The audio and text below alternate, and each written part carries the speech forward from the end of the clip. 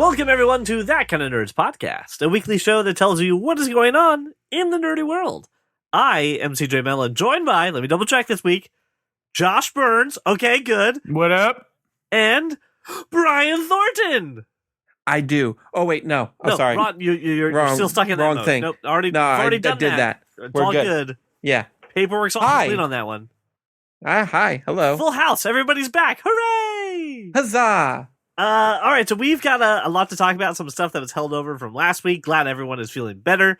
Brian, I'm glad that you're back and you've got now jewelry on your hand and it makes it weird to type things on the computer. It is taking some getting used to, but I will persevere. Good. Well, then listen, I just want to jump right into it. I want to talk about the world of comics, see how it's affecting TV, see how it's affecting movies, but now, how is it affecting the Thorntons? Ladies and gentlemen, it's time for Cape Talk. Cape Talk. Yes, my wife is very excited by this news. Yeah, she's very interested in the first story, which is the big story of the Cape Talk world right now, which is Kevin Feige has gotten promoted again. He is now taking over as the Marvel Chief Creative Officer. That's a made-up title. That's not even a real thing. It absolutely is. It has been for years. I believe that Don Draper did hold this title at one time in Sterling Cooper Draper Price. Josh, how dare you say? Creative director. Oh, well, now it would be the creative officer because, At directors are just SCDP-CGC. There you go. So, Brian, if I understand correctly, this is doing a couple things. This is not only bringing Marvel movies, but Marvel TV, and then Marvel comic book publishing all under one umbrella controlled by Kevin Feige. Is that right? It's always been under one umbrella. This position has been held by Avi Arad for a very long time. He was the chief creative consultant / officer of everything except for the movies. So we're talking, he has a hand in comic books, cartoons, TV shows, video games, Breakfast cereals, orangutans. yes, NASCAR advertisements, literally everything. I actually thought he gets a creative say in it. I actually thought that this does exclude merchandising and toys. I thought that was actually exclusively not part of this. Let's be real. role. The merchandising and toys are usually tied to something that is already in production. Right. So All right. So he'll have a say in everything. he'll pretty much have a say in everything. I think for the bigger story for this, I thought it was now Marvel TV was very disconnected from the Marvel Cinematic Universe. And in the sense of like Agents of S.H.I.E.L.D. brought stuff up, but Cloak and Dagger's not in there on Hulu. Runaways isn't connected to the larger MCU stuff. I mean, we even saw it with Netflix where stuff was kind of mentioned, but not really mentioned. Like things were kind of disjointed. So it's nice to see that we're going to put all the eggs in one Feige-shaped basket.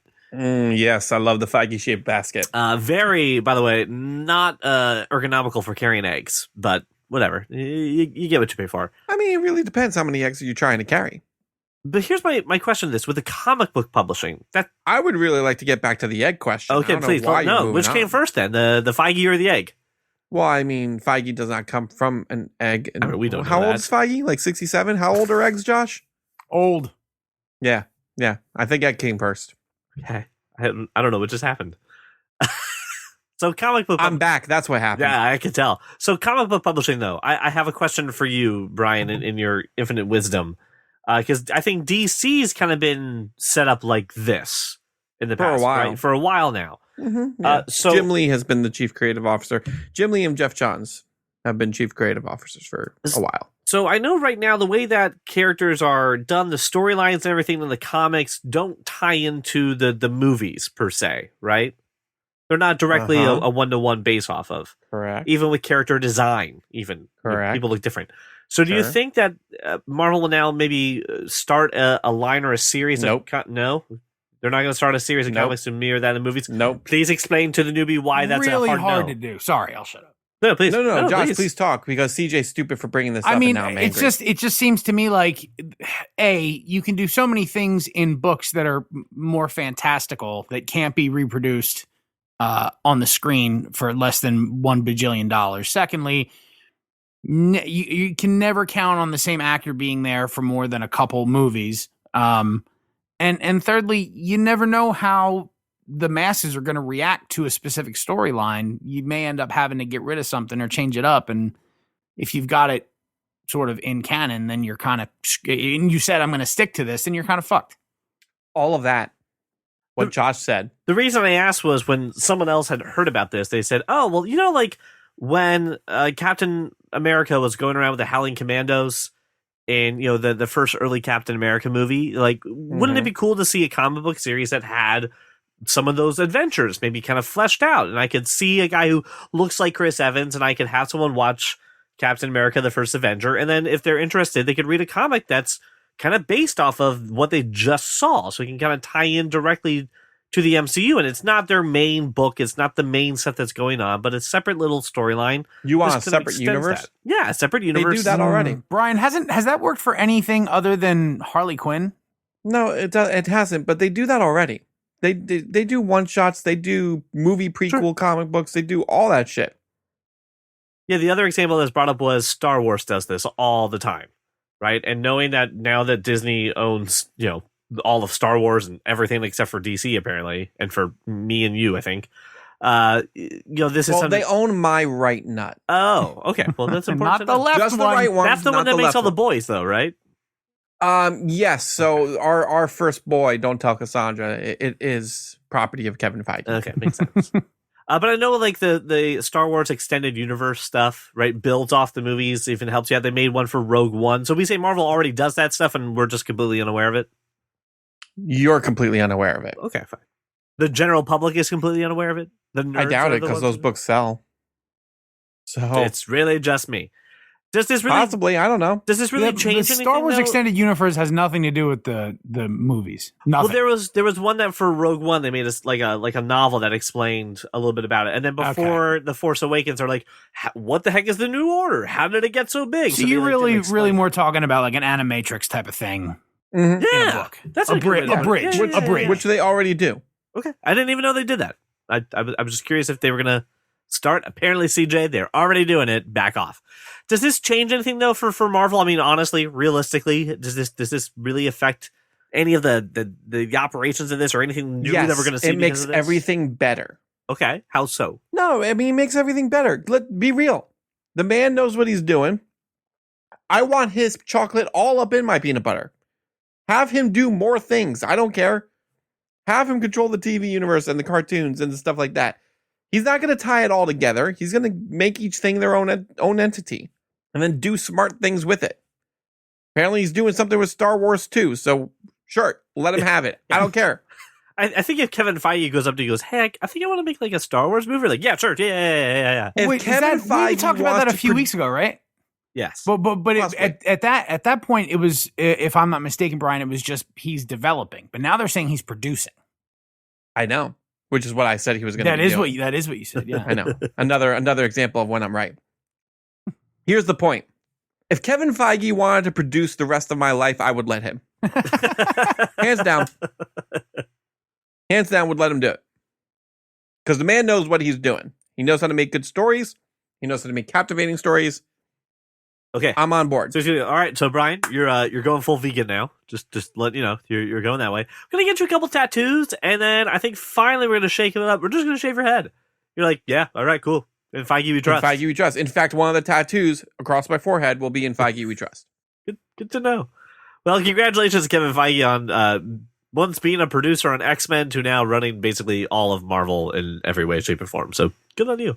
Do you remember that? Remember when he was a producer on X-Men? I do. I actually just rewatched it and I was like, really? I think he had hair in like the interviews that I saw. Those were the days. All right, moving on to the new Batman movie starring Robert Pattinson. We have officially gotten word that Zoe Kravitz will be playing Catwoman.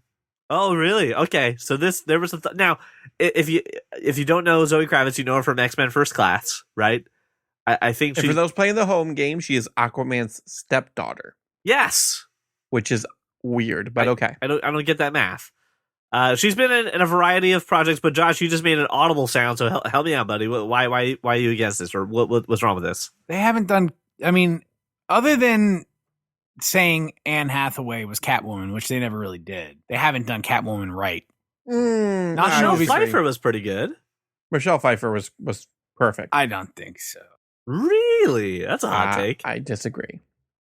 Michelle Pfeiffer or any of the animated Catwoman. What animated Catwoman ladies are you talking about? I don't know. I mean, Catwoman in any of the Batman. So unless she's in a animated- comic, we haven't gotten Catwoman right. Is that what I'm hearing?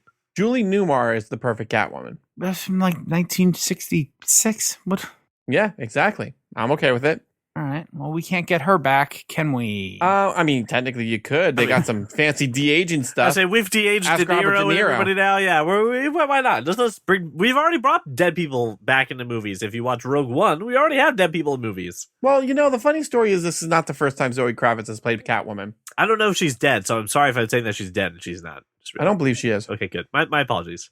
Anyway, back to my original point. This is not the first time Zoe Kravitz has played Catwoman. She was Catwoman in the Lego Batman movie. Okay. I'm not joking. I know that's she was a for voice real actress credit. of Catwoman. Yes, I understand.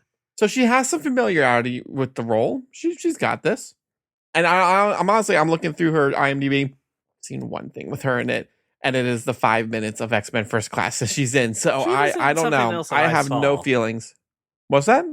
I had to look it up. She was in something else. That I She saw was- that. It's like, yeah, oh. she was Angel in X-Men. She was in 5 minutes of X-Men First Class. Yeah, she danced and wings came out of her She back. was Mary Jane in Spider-Man Into the Spider-Verse. She was also in Fantastic Beasts: The Crimes of Grindelwald. Which is That's probably where what it you're thinking of. was. That's what it was. I have not seen any. She was also in with her in wasn't it. she in Mad Max Fury Road? She was in 5 minutes of Mad Max Fury Road. You are correct. Okay. She was Toast the Knowing. Can you tell me who Toast the Knowing is in Mad Max Fury Road, CJ? I can't tell you who anybody was. I defy you to tell me what scene Toast the Knowing is in. No, I'm sorry. Is it sad that now that I'm looking at her IMDb page, it's Divergent? That was the movie that came to hit my mind first. Divergent and like Allegiant and Insurgent. Yes, she was in those. Okay. I saw Divergent. I don't remember her. Yeah, I watched it. I didn't like her in Divergent either. I just don't think she's that good. I just So. don't have any. My point is, I don't have any opinion of her. This could be a good thing or a bad thing because I have zero opinions of her. I don't know how she's gonna. I don't know how she is. She's 31. How old is Momoa? That's got to be weird for him. Well, I mean, he's married to Lisa Bonet, right? So Yeah, that's how the math checks out. I get that. he's in his 40s, I think. He is born in 79, so he is exactly 40. Wow, that was good for 40. Not gonna lie, I thought it was younger. I thought he was younger too. I stand corrected. Anywho, I have no problem with Zoe Kravitz being Catwoman. I think this is fun. I would take a person who maybe hasn't been in a ton of things and let them try the role because I'm not going to bring in a bunch of baggage with me. Halle Berry being Catwoman, that movie being what it was, you brought in let's baggage. be real. Pattinson is bringing enough baggage as it is. So getting I some don't lower think key characters. Yes. Huh? Go ahead. You're right. He is bringing baggage. Correct. So getting some lower key actors to be the villains is probably a smart move. Right. It's like we said with Titans, like cast unknowns and cast people that we don't really know so they can just be the character and I can just focus on the character rather than crap with the actor or the actress. So I'm ready for it. Listen, at this point, I'm ready for this movie. I'm in for this movie. DC is winning me over with this movie by just saying we're just going to focus on the stuff. We're just going to focus on what matters. I'm not doing stunt casting. We're just getting what we need, which I'm happy for. So thank you. All right, but Josh, we'll see what happens when she puts on the suit. Let's see if she's any good. What really is going to be the deciding factor is what that suit looks like. It's not going to mean shit how she is. That's true. Well, I mean, that suit's got to look good. It's going to mean something on how she is, but the suit does play an important Clearly. part. Yes, absolutely. Now, Josh, you had added this topic into the notes here that Venom 2, which we already know is going to have Carnage in it, is apparently getting another villain added to the movie. Ooh. Indeed. Is it Morbius? Are they trying to backdoor sequel that bullcrap? Because I'm pissed. No, it's not. It's oh, how am I missing this already? I put the thing in there and I can't remember it anymore. Shriek. It is Shriek. Is it Shriek? It's Shriek. I heard your Who's sister's playing going her? out with Shriek. Who's playing her? We That's don't not. Yeah, we don't know yet. It'll be 3 people before it's actually. Right. Now, if every sort Wait, isn't this film supposed to be filming soon? yes, it's supposed to go into production like So, and you're telling me I can't know who Shriek is? No. This is important. I actually really like that character. It won't begin principal photography until early next year. They haven't announced who it is, but my memory serves me correct, Brian, that that Shriek was actually like a love interest to Carnage, right? Correct. Okay. So someone's got to play a love interest to Woody Harrelson. She's like Harley Quinn. Okay. But, with superpowers. Yeah, with really weird symbiote stuff. Why do you really like Shriek? Why is she up there in their pantheon of villains? I'm not saying she's like up there. I'm like, I just like her, and with Carnage, I like, because this means I could get maximum Carnage. That's really what this means. Yes, it is. That's what I want. The character is fun. I like the character, but this means I could get a giant beat down team up movie, and that would be awesome. Especially since I don't know if I said it on air. Did I say it on air? How cool it would be. That this would be cool at Maximum Carnage. Yes, you have said it on air. But I have said it since the Disney and Sony made up. Yes, right? Actually, when Disney and Sony made up, you brought up Maximum Carnage. Right. I think that's accurate. Yeah. Okay. All right. I'm just saying. If I'm right about this, mother effers, just seriously, I need to be a producer. So here's my bigger question. We already have Venom in this movie, right? We're going to have Carnage as his villain. We're going to add Shriek. Who knows what else we're going to do to this? Is this one of those times where we're... Whoa! Yeah, right there? Yeah, it's okay. My seltzers fell over. My Gwen Stacy... all over your computer? You got to go get a towel? No, it's good. It's fine. I'm not Casey-less. It's fine. And no one gets that reference, and that's okay. That's just for me. My question, though, is, if we already have Venom, we already have Carnage, and who knows what else we're going to have in there to get in the way of Eddie Brock. Are we getting to the point of too many villains, too many storylines, too many things that we have to keep track of for this movie already, or am I just overreading it? Well, when we saw Venom, we didn't think they did it that right. I thought they did it all right. Right. That's what I'm saying. They were all right to begin with. Can they handle this? Can Sony handle this level of complexity on their own? Because Feige is not involved with this at all. You don't know that. I thought we were pretty sure that this was a Sony-run project. You don't know if this is included in their new deal. But I don't know if they don't. So let's go under the assumption that just like Venom, this is a Sony-run project. I tend to like to be optimist and assume that Feige has something to say about this. Okay, so let's say this. If Feige has something to do with it, if Feige we trust, we're good. So now let's assume that no Feige involvement. Can they run 3 of these symbiotes in the same movie? Do we trust Sony enough to do that? First off, Shriek's not a symbiote. I thought she was. No, okay. she's just a lady with superpowers. Okay, I know she can shriek. She's a super lady. She's a lady. They're probably going to put a symbiote suit on her, aren't they? I don't. That's what I'm saying. I don't know. I don't trust. If Sony wants to tear my soul out, yeah, they'll do that. Listen, this is not that hard. You don't have to. First off, you don't have to do a ton with Eddie Brock. You did that in the first movie. You spend the first act building up Venom, second act, building up Carnage, second act, giving Carnage a symbiote and meeting Shriek, third act, big action sequence. This is not that hard. It is not too many balls in the air yet. Unless they try to do maximum Carnage right away. That's too much. All right. So what the official statement is right now, the role has not been filled. They are casting a wide net, but they are looking for mostly unknowns right now. So I gotta tell my wife. She's gotta. There you go. There we go. Get the Thorntons and the Spider-Verse. Yes, please. How amazing would that be? Right? I would rename my daughter if that happened. You would get the name back. I'd relinquish the name. You joke, but I'm going to tell my wife this. You get her in the movie. Your wife is Shriek in that movie. I don't want her as an extra. She needs to be Shriek. I will rename my child. You may have the name back. Oh, it has to be Shriek? I can't get her as like a walk-on role in the background? No. If I'm giving up my child's name. That's not fair. That shit's not fair. They're looking for unknowns for Shriek. Your kid hasn't had the name long enough yet. She's not married to it. I have a lot of Gwen Stacy paraphernalia around my house. Well, that seems like a you problem. Stop buying souvenirs with her name on it. That's just now we're getting excessively. All right, now for a topic that apparently I'm the only one who's going to care about. So buckle in, kids. We're talking about virtual reality and comic books. Woo! Virtual reality? I thought it was augmented reality. No, this is VR. This is virtual reality. Oh, okay. Well, Marvel talk Studios to me. has released a new trailer for Avengers Damage Control. What is this? Remember the Void, right? We talked about the Void that had the Ghostbusters experience. I do remember It had the Void, Star and Wars I wanted experience. to do the Ghostbusters thing, and it didn't let me. Well, now they have one called Avengers Damage Control, in which you are in a combination. So basically, Shuri, Siri? not Siri, right? So Shuri, Shuri from Black Panther. yes. So Shuri from Black Panther is using Wakandan technology to make you an Iron Man-like suit to fight, basically the world that's gone awry, to fight villains, Ultron, and We're an taking emergence on of Ultron. Yep.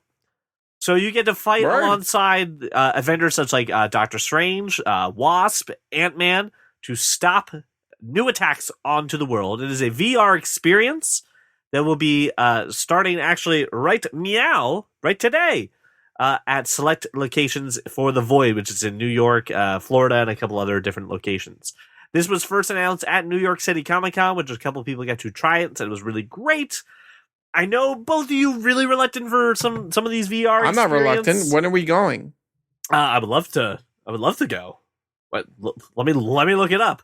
Josh, Look it up. Is Marvel enough to get you? I am seriously upset by your lack of preparation for planning this trip. Well, my question is, Josh, is this enough to get you to do a VR thing? No, not even a little. Like, not even like a tiny bit? You're gonna Nope. be Iron Man. No, I'm not, because I'm not really. I'm just wearing a thing on my face. But you are. But I'm not. But you are. I don't get to wear a suit, right? I'm just got a thing on my face. But it feels like you're wearing a suit. No, it doesn't feel like you're wearing a suit. It does feel like their setup is quite large. Josh, Yes, Brian. I know you want to wear the suit, but let me draw a parallel for you. Maybe this will help. You know, just because you wear the baseball cap doesn't mean you're on the Yankees too, right? That's quite a bit different. It's not, I don't what? think so. How is that I don't think different? so. what do you mean? Like, What do I you mean, wouldn't. what do I mean? Instead of pretending to like I can actually go in and shoot things out of my hands in this VR thing, and you sit there and you watch people hit the baseball instead of doing it. Well, I watch movies with Iron Man in it too. Right, but now you get to be Iron Man. No, I don't get to be Iron Man. It's CJ's still not selling this correctly. You get to at least pretend that you're Iron Man for an hour. Come on. no. You get the experience to be Iron Man. What if I told you, from the comfort of your own home, you could be on the Yankees for 1 hour? You could feel like you were on the team. Wouldn't you be okay with that? Well, yeah, but that's the Yankees. That's not this. This is the same shit. Don't I know, even. The I know. Yankees do not outrank Iron Man. They do. All right, well, Josh, I mean, You make me sad. well, Brian, I have A little answers bit for angry. you. I have answers for you. You ready? It I'm is ready. available at the New York City Void, right, which is closer to us. Where is that located in New York City? Besides, New York City. I'll tell you in a minute. Hold on. It Give me a is street. $39.95 per ticket. All right. Yeah. Done. So for the two of us, $86.99. Okay. Yeah. I can math. What? Right? Well, there was tax Where? involved. Where? I'm in New looking York? up the locations. Okay. Well, actually, Josh, you would be the best person to answer this, because even if I, Yeah, I'm pulling it up. oh, it's right by the World Trade Center. Yeah, it's Literally right by the World Trade Center. All Yeah. right. Sweet. like financial district. I would pay for Christian to do that. Oh, okay. Not really, Done. Not really something I want to do, but It's a date. It's a What would it triple take? date. What would it take for you to do a VR experience, Josh? What would the thing have to be? it would have to be not wearing something on my fucking head. So you want like a mental implant. So you want a Black Mirror like thing. Okay. Yeah, fine. As long as I don't have to wear a giant contraption on my head. You're not a fan of contraptions on your head. I don't huh? like contraptions in You general. wear hats Did- all the did- time. did- Hats are not contraptions. I Did don't- Saw really affect you that much? They're like, I don't like that I can't see the world around me and I'm just sort of flailing about. But for that hour, that is the world around Right. you. It's They not. simulate It's the never. world around It's you. not the world around me, right? It- there are it still is. people to my right and left. They could be doing anything. But it's They could give me us. bunny ears. The people behind you is us. And yes, and you can see us though. You can see us give you bunny ears. If your legit fear is bunny ears, that's a whole other conversation. What if they're giving me bunny ears? I don't know if I could just take that. I was never able to take a school photo. There could be properly. people right in front of me making faces at me. I'd but it never would be know. us. It would be up the three of us. It would be. I would 100%. Would we be the only three people in there? Yes! Probably not. Yes. We three. It would be us. You pick the party who goes with you. I've been through this company to do a VR experience. It was just me and my brothers. I need more logistics. Like this seems half baked. I don't see any way something that is located where this is located. Them being like, yeah, the three of you can go in. Dude, I was in Disney Springs. Do you know how busy that place is? I get it, but what I'm They saying let us is, go. you're booking this thing for three people. Like, Yes. what? You tell them how many people are going to be in there. They give you a time limit. That's who's going in with you. So your minimum. There's a minimum spend of $1 bajillion. No, it was $89. What? I thought you just said it was $39. Right, per person. There was two of us there, so it was $89 for the two of us. So it would be $120 for the three of us. Boom. $160 for the three of us and Christian. Huh? $200 if my wife wanted to join. My wife. And it's I can do the math all day, Josh. And it's only $80 if I don't go because they're like, oh, good, you didn't bring CJ, so we'll give you the discount for not Yeah, bringing CJ. I mean, they give us the no CJ discount. That's even better. Come on. The no seat. And in reality, it only costs you personally $80 regardless. It doesn't matter how many people should come with. Food for thought. Listen, nerd. Here, Listen, doing nerd. math. I'm going to rally on you. Come on. Coke Shock's into this. Make it happen. I believe in you. In the meantime, let us now get off of the world of comics and turn our attention to the world of movies in the segment that we call Screen to Stream. And we need to talk about two major trailers, and I asked for your feedback last week about them. The first being Doolittle, starring Robert Downey Jr. Doing a weird voice, but otherwise, I'm actually really intrigued by this trailer. I don't know why Robert Downey Jr. keep things doing. to comment on. I don't know why they keep making him do British accents. He can do it fine. He's okay. He's fine. He's fine. But anyway, He is a wonderful actor. This movie looks magical. Josh. I mean, See, this is the reaction I've been getting from people. do we need this movie? Is this something? I feel like I need it now. Two reasons. Go ahead. What's that? Robert Downey Jr. Sure. and Antonio freaking Banderas. Where the hell has he been? I want to see this movie. Been doing Spy Kids for the last decade. It's just been stuck in a Spy Kids loop. He did that Expendables 3 as well. That was like 8 years ago, bruh. Well, you said where has he been for the last 10 years or whatever? I don't know. Okay. 8 years ago, he did Expendables 3. Other than that, he has not done shit. Just I'm excited. This movie voicing looks Puss fun. in Boots. Yeah, that's true. He might have been doing that because it doesn't he Puss in Boots have like a Netflix series? Yes, he does. Anyway, this movie looks fun. It looks magical. Looks like there's a talking giraffe, which I'm always about. Yeah, and it has a big cast. So we got Robert Downey Jr. and Tony Banderas, as mentioned. Michael Sheen, Emma Thompson, Robbie Malek, John Cena, Octavia Spencer, Tom Holland, Craig Robinson, Selena Gomez. I mean, like, there's a lot of people in this movie. It's coming out in January. I didn't even hear about this movie. Just boom, just came into my lap. I knew it. I've known it's been coming for a while. I did not know. Well, get your shit together, CJ. Well, I'm sorry. Unlike you, Brian, I don't pour over what movies are coming out every single month to tell people about them. I'm just here to react to the trailers that happen. I pour over all sorts of movies. And I have a problem. John Cena's name was listed on the marquee. He's going to be a gorilla. That's going to be awesome. Are we sure he's the gorilla? Is he actually? I don't know. gorilla? I didn't see him in the trailer, so I assume that he's the gorilla. But of course, you can't see John Cena, so there have been very mixed reactions to this trailer. You are Josh. You are not alone in "Do we need this?" Who asked for this kind of thing? I get it. You're definitely not alone. Josh, you're alone and you're wrong. Yes, I will sit here in my wrongness and be wrong. No, Yes. no, you don't get it. This is not a Josiah Bartlett moment. You're allowed to have. I don't care enough about this to argue that. You know what I mean? Like, and that might make the argument for me. I just don't care at all. So give me this looks interesting. I can't wait to see it. We also got another trailer for a Disney movie that is based on a ride, but I'm okay. Another one. Yes, another one. All right, Pirates of the Caribbean being the most popular one of those movies, starring Correct. The Rock and Emily Blunt, Disney's Jungle Cruise. Brian, you had an excellent hot take on just kind of the trailer and kind of what it reminds you of. I was hoping you could maybe walk the listener through it a little bit. Yeah, it reminds me of Pirates of the Caribbean and The Mummy. So if Pirates of the Caribbean and The Mummy had a baby, it would be Jungle Cruise. But that baby would need to be born in the Amazon because that's where piranha are. Are piranha like a part of this movie that I wasn't aware of? No, I'm now just quoting Finding Nemo. Oh, okay. Gotcha. Okay, thank you. I didn't catch the reference. I appreciate you clearing that up. You're welcome. No, like the first 30 seconds of this trailer, it was very Pirates of the Caribbean-esque. Yes. Very swashbuckling, Emily Blunt, the whole like accidental falling onto the bus thing. Yes. Very Jack Sparrow. And then the whole concept of the movie itself is very Mummy. It's very smart woman wants to find, some ancient curse or whatever, employs guy who's down on his luck by coercing him, saying she has a lot of money, and adventure ensues. And I'm sure there's some sort of love story in between. Yeah, there's some Tomb Raider in there too. You know what I mean? Yeah, I mean, but that's what this movie reminds me of. That's not a bad thing. No, I was saying I love both of those movies. Yes. So I'm on board. I like Emily Blunt. I like The Rock. I'm excited.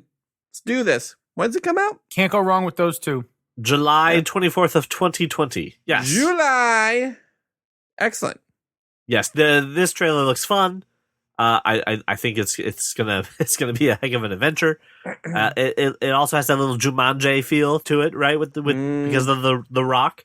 And Emily Blunt can do no wrong. So I'm gonna go for this. Let's make this happen.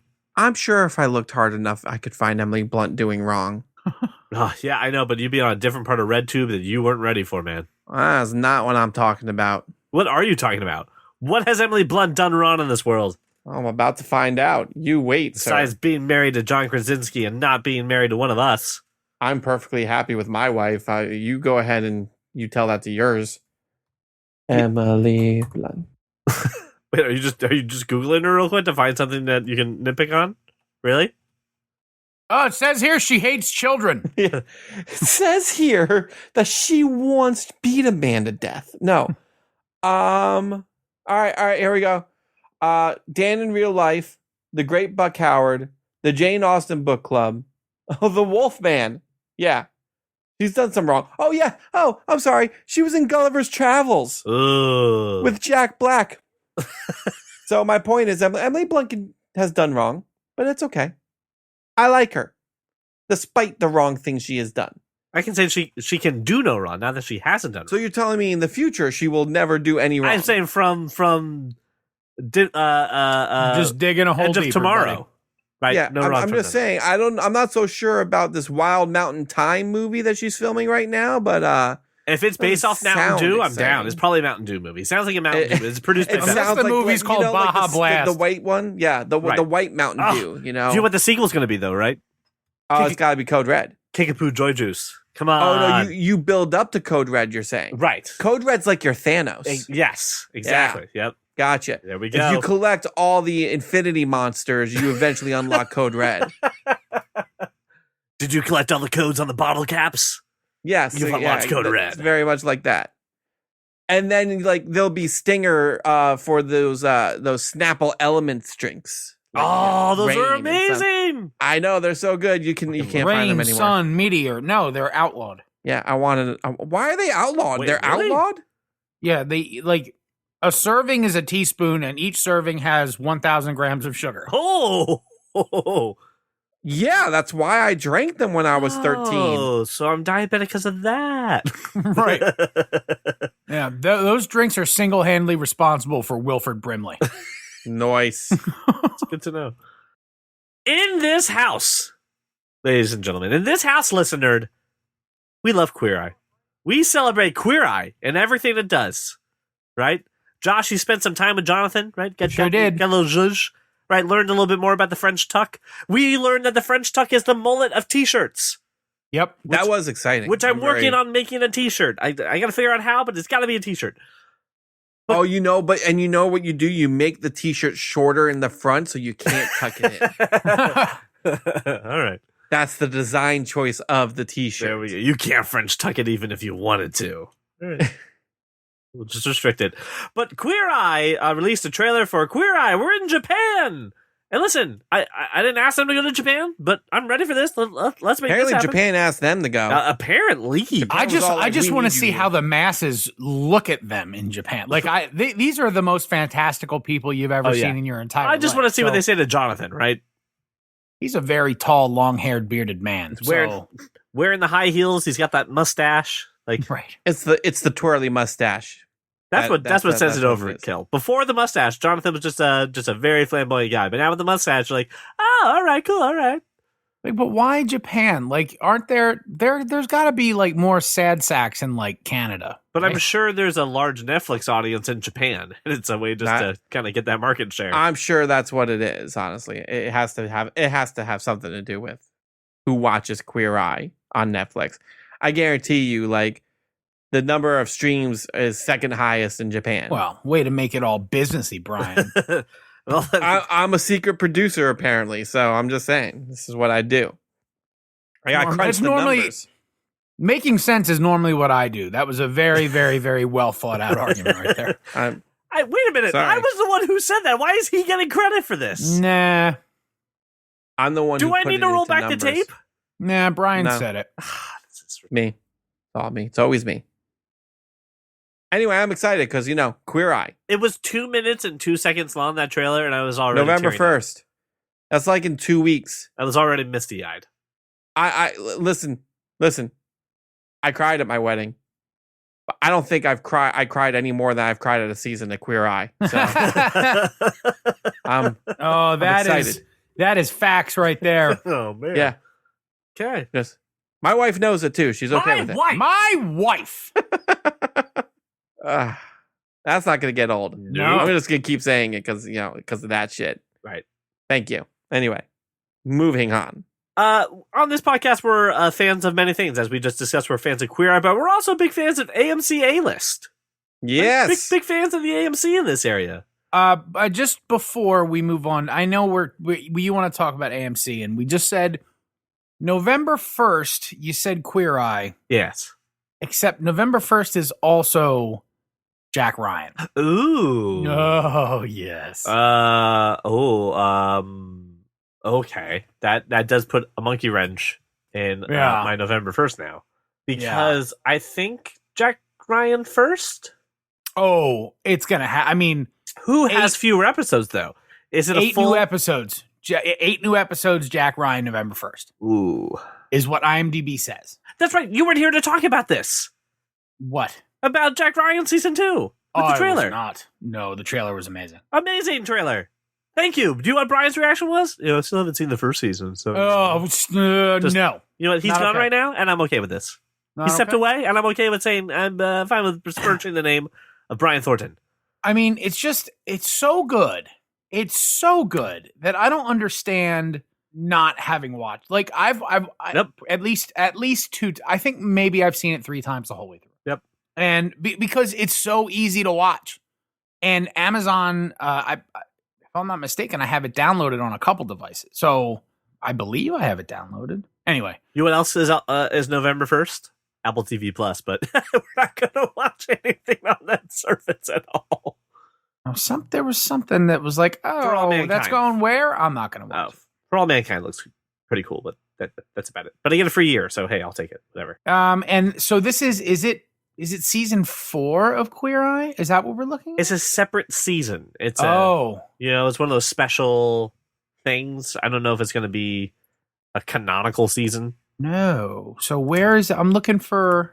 I think it's Queer Eye. We're in Japan. I think that's how it's. It is. Just like the Christmas special, right? Okay, so this is 4 episodes. Okay. See, so maybe Queer Eye first because it's only 4 episodes. All available November 1. Oh yeah, I'm gonna do that first then, and then which I'll finish like an afternoon, and then Jack Ryan.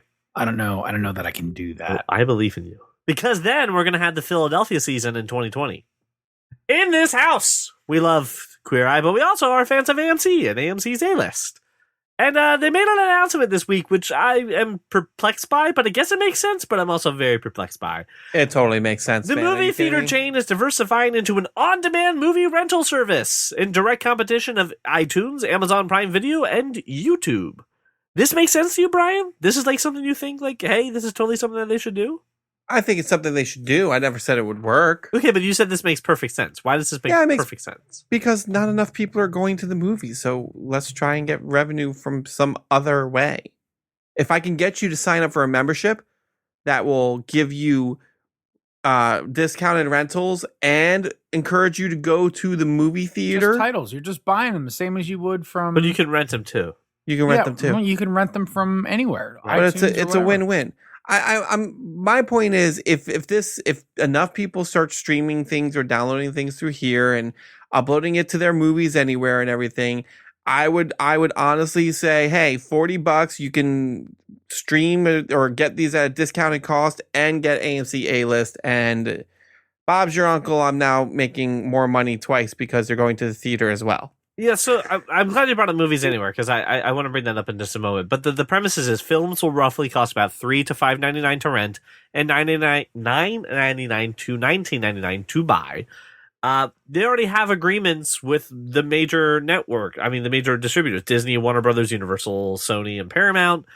They're really good with them. So this is just a way to kind of go after that market share. But the thing with like Movies Anywhere, Brian, which is, by the way, a fantastic service that for a majority of these services, when you buy a movie, they are available on all your devices. For 20th Century Fox, Sony, Universal, Disney, and Warner Brothers? I tried, and it's missing movies of mine.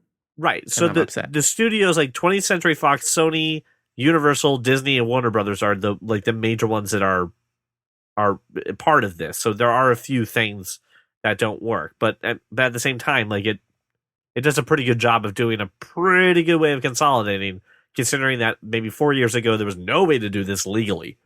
So good on them.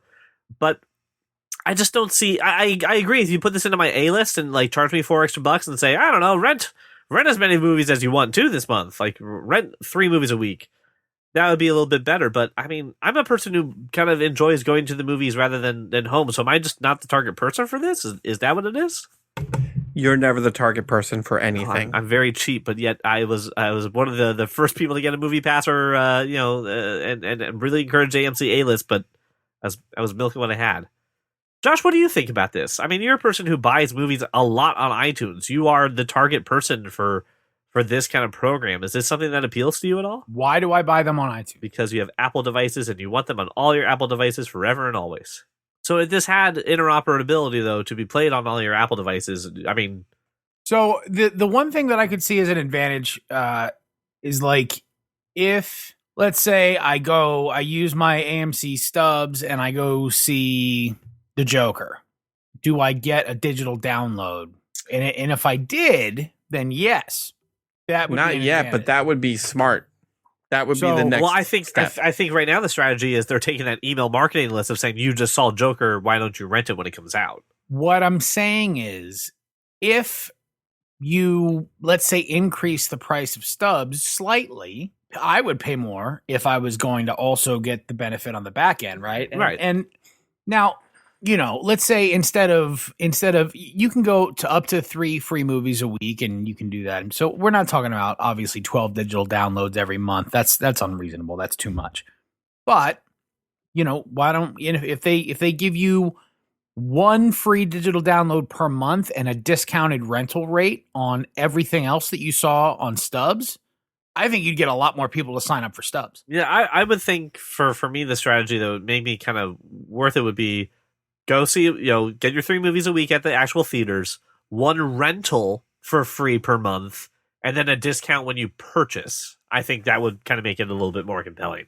I don't need free digital downloads. I need to be able to rent it. I don't need to own the movie at that point. Just let me watch it in the comfort of my own home. No, that's owning a movie. No, but you rent it. It's gone after like 72 hours. I don't want that. I don't want to rent movies. As great as that would be, Josh, because, you know, I would love that. I also have seen plenty of movies in the theater that I don't want to own necessarily. Right. So I think maybe CJ's option is a little bit better. I'll tell you what, if I go to see, let's say, the Joker, and average ticket is $10, even if they gave me $8 off the movie when it came out, or even $5 off the movie when it came out, and to purchase it, I'd do that in a heartbeat. I'm saving myself money because I'm not paying twice. You know what I mean? But it sounds like, bottom line, in order for the movie freaks that we are to really buy into this versus going to iTunes or going and buying the physical disc as Brian does, increase the price of stubs just a little bit and give us something. Why do you say it free. like that? Because it's Why are you saying it 2019, like I'm the weird one? Brian. I am and not that's weird, sir. It's weird I to am walk not into a weird. big box retailer and be, do you have Adam's Family Values? Like, I don't that's do weird. that. I order it online still. And I get the digital copy way ahead of time still.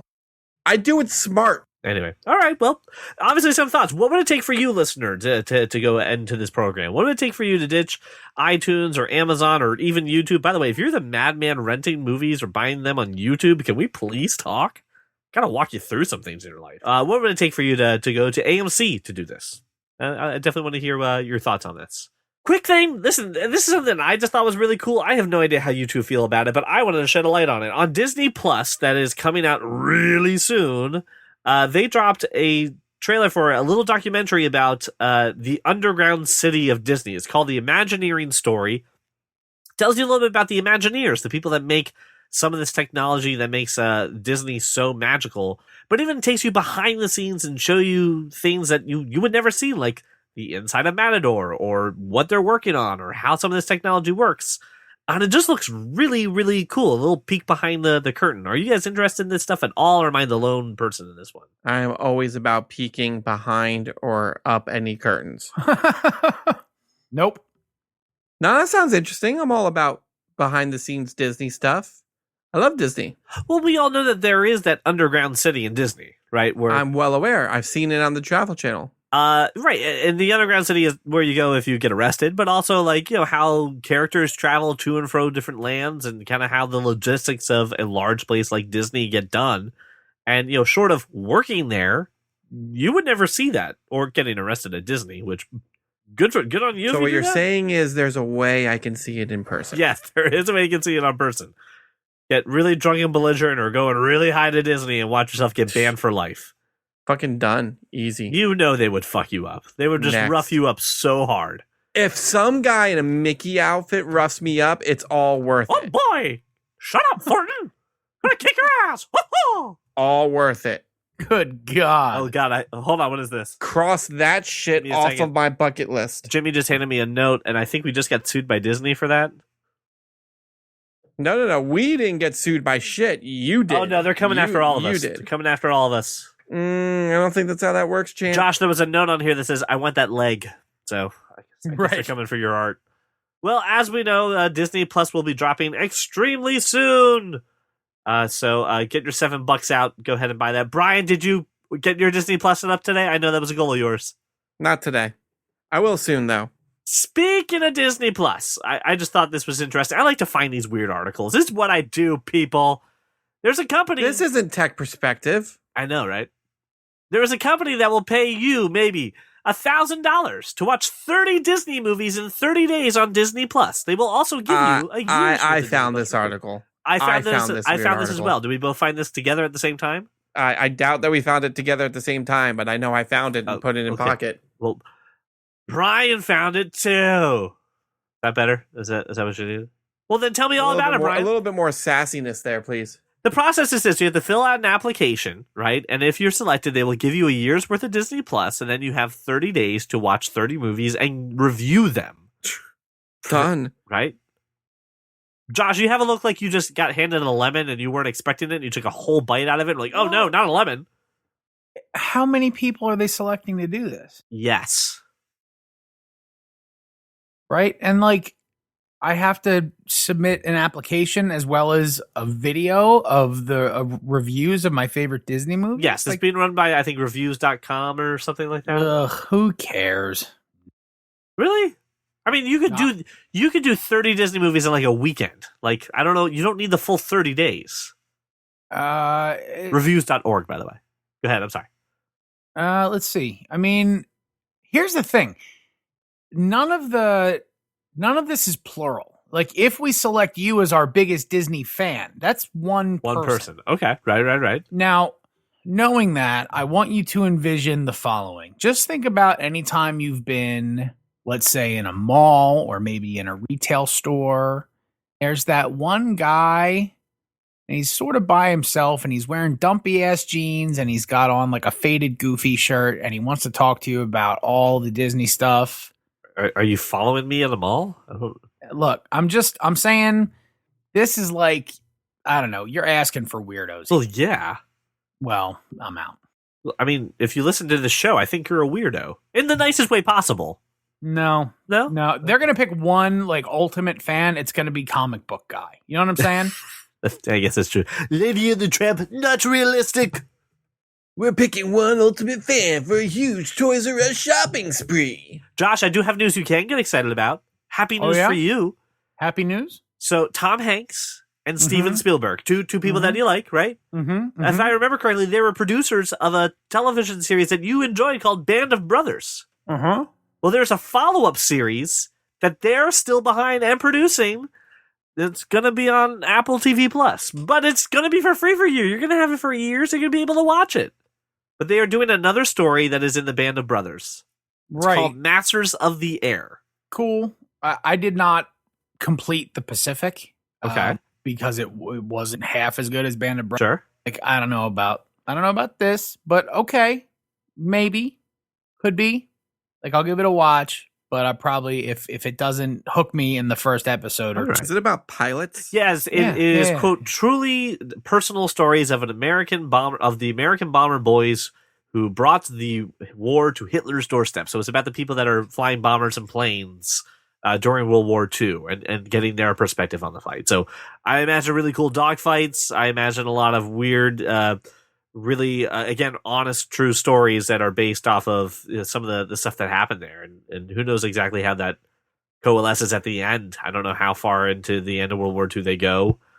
But yeah, this looks pretty interesting. Because, again, this is all true stories. Band of Brothers, the Pacific, those were all real people and real events being unfolded right there on TV.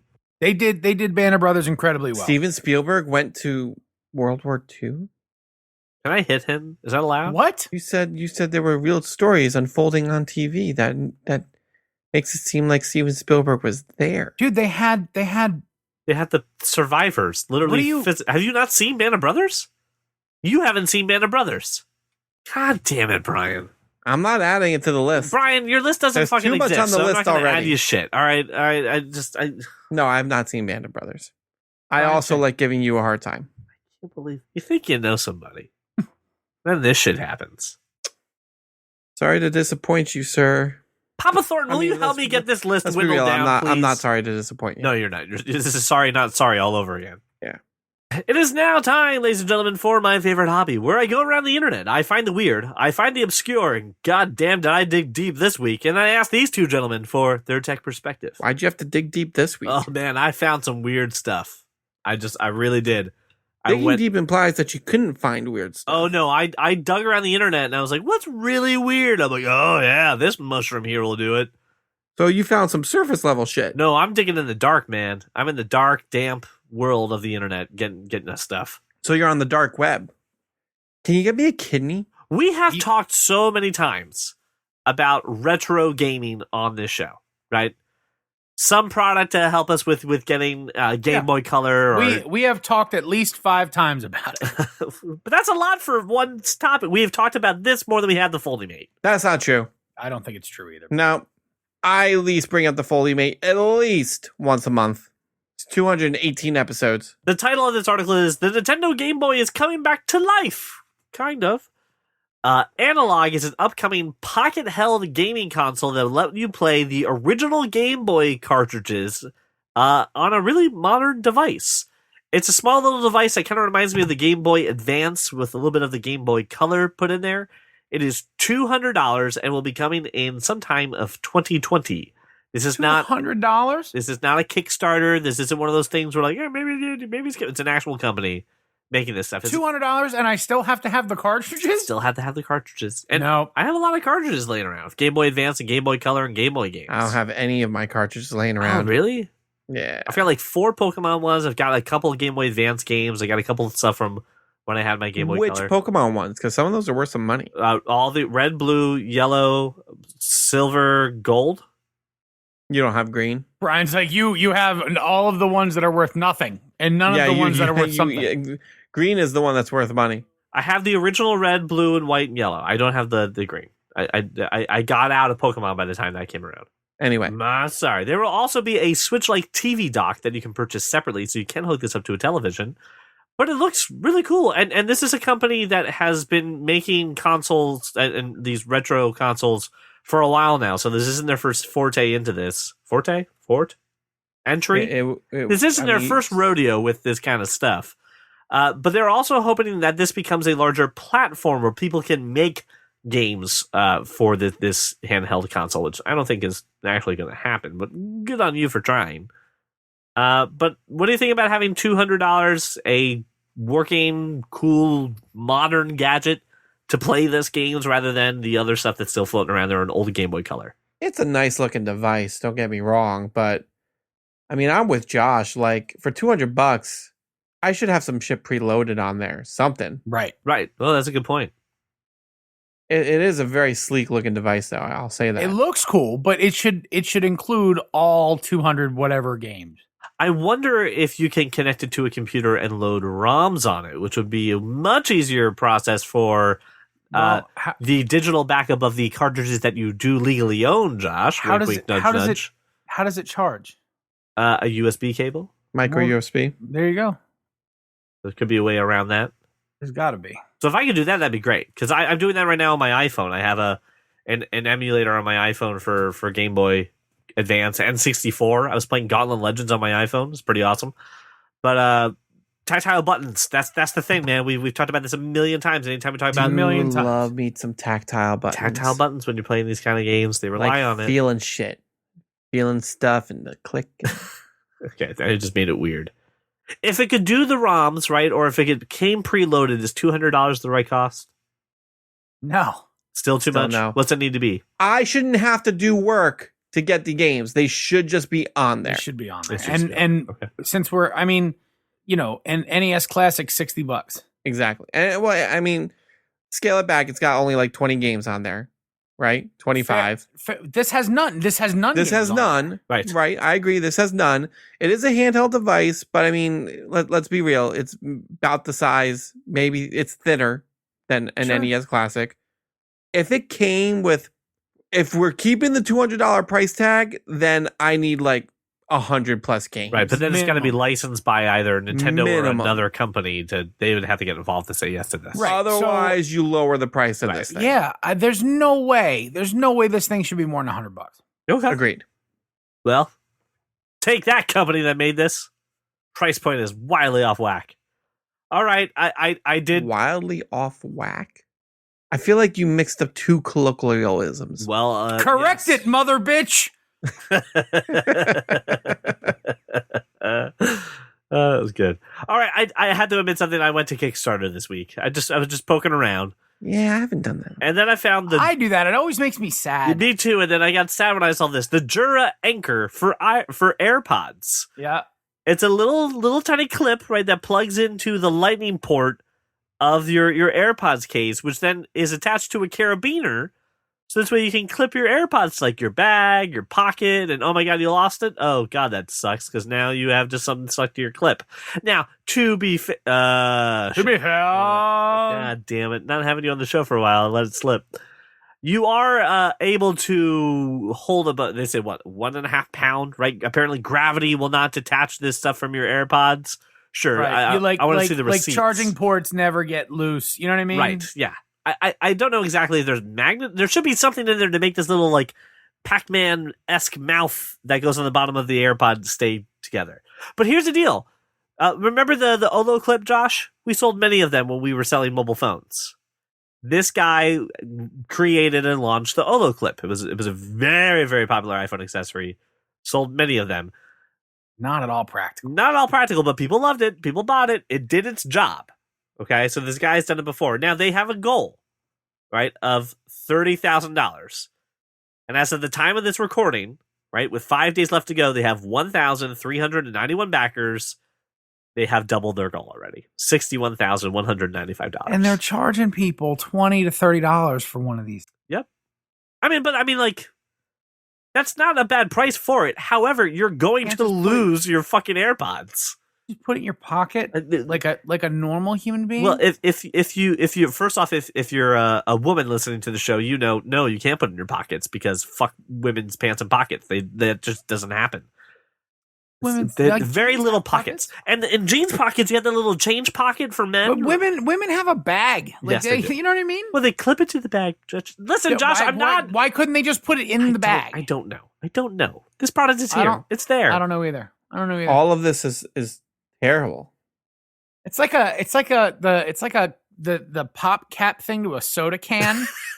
And like a little key ring thing. Yeah. Like it's just not Who is pledging enough to get 5 of these? How many people have 5 AirPods? You're not giving these away as gifts after paying $120. It's for your family at that point, right? Yeah, I could see a family having 5 sets of AirPods. Yeah. A 5-pack is $75. Like, yeah. Oh, I know these aren't mine. My earwax doesn't taste like this. Ew, it doesn't taste. Doesn't taste. Doesn't taste. That's what I said. And it comes in titanium, and then it comes in a zinc alloy, which is silver, gray, or black. So they won't even like look exactly like the AirPod. I don't know. Like at first, I was like, "This is interesting." And then the more I just thought about it, I was like, "You're going to lose your fucking AirPods." I'm sorry. Like you're going to lose your AirPods. Not only that, what's the guarantee I'm not beating up my charging port? I don't know. I mean, if you have the new AirPods, the AirPods 2, it's Qi charging. So like, who gives a shit about your? I don't have those. As a matter of fact, I don't know where my AirPods are. Well, don't you wish they were clipped to something, Josh? No, they're in a maybe pocket of a bag somewhere. The problem is I have 20 bags. Do find my AirPods. Yeah, but it only works when the AirPods are out of the case. It will pinpoint GPS location, which pocket of the bag. It will not do that It's at in all. your house. Give you Please don't spread that coordinates. misinformation. That is not how that works at all. It's in your house. Just somewhere in there. So anyway, I thought I would share this because this is ridiculous, and I'm sorry. I mean, they've got 1,400 people giving them. I mean, their average CJ. They're averaging like $40 some per pledge. Yep. I mean, they're doing it. I mean, people found value in this, but oh well. Jesus, I mean, people are really going. They're buying one of these 2-packs. Yeah, is what it boils down to based on the mathematics. This is dumb. Put them in your pocket, people. Clipping them to your bag. Somebody's gonna snag those. Yoink. right. It could have said, "Oh, you have to deliberately pull it to get it off." I'm like, well, yes, that's what a thief does, right? They deliberately pull things, yeah, right off of clips. They bump into you, and while they're bumping into you, they to get your deliberately AirPods. pull this off, and you're just like, "Oh, sorry, you bumped into me." Wait, are you Canadian? You're apologizing when someone bumps into you? Yeah, I'm Canadian. Oh, okay. All right. I'm always apologizing. Is that what you did during your time off? You became a Canadian citizen? Is that what happened? It's surprising how quickly you can establish residency. Well, yeah, because if you get mean about it, they'll be like, well, we're sorry. Go ahead. You can come in. Sorry about that. Sorry. I find this idea ridiculous, and for that reason, I'm out. I'm sorry, though. You have to apologize after your oot. Sorry for being oot. Well, listener, let's just end on a high note here. I want to thank you so much, listener, for making us your walk around your neighborhood or your drive to work. If you would be so kind, give us a 5-star review on iTunes and go check out some exclusive content on our Patreon. Josh and I are about to go record a retro review of Gone in 60 Seconds. I'm excited for this. I wore that VHS tape out. So go ahead and give that a listen. Thank you so much for listening to our show, and we will see you next week. Well, welcome to the club, because you are that kind of nerd. See, I didn't do the joke. Then you set me up for the joke, so then I did the joke. I legit did not set you up for the joke. I legitimately was asking the question, is he the gorilla? Because the first time you made that shitty joke, I said, oh, he's probably the gorilla and when or I something. said John and Cena, we didn't know. I saw your eyes go, he's going to make that fucking joke again. And then when I didn't, you're like, oh, he didn't make the joke. And then I was didn't. happy. Because you were happy. I decided to You made me happy, and now I'm sad. That's what I do. That is my job. You are literally the worst on human. This show is to make everybody sad about things. The worst human, literally. We all. Not. I don't know what that was. Just went down my throat. I swallowed a What is wrong with you right now? Drink your seltzer. It's a flat seltzer. I didn't get it. Oh yeah, even better. Well, hey, while you die, I'm gonna go get a seltzer for myself. I'm gonna go get one though, to be quite honest. I'll be right back. All right, good deal. My God. I'm a piranha. They live in the Amazon. But yeah, no, I mean, I'm just saying. That's Stina right there, so I appreciate it. You're welcome. See